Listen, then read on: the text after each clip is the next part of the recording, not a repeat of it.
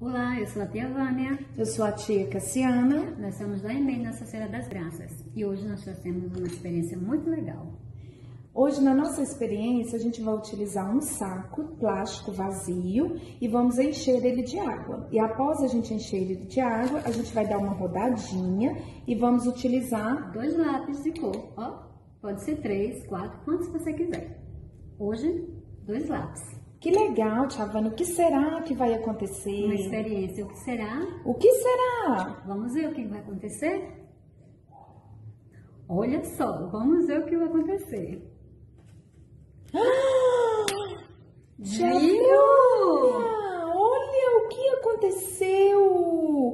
Não, Vazou água. não vazou água. Outro lápis? Outro, tia Vânia. Será que vai vazar? Nossa, Que legal, que tia mágica! Viu a nossa experiência? Que Muito legal. legal. Será, tia Vânia, que se você tirar um lápis vai vazar? Eu acho que vaza. Será? Vamos abaixar. Não. Olha! Vazou! Faça essa experiência em casa, ela é muito legal. Beijos, até a próxima!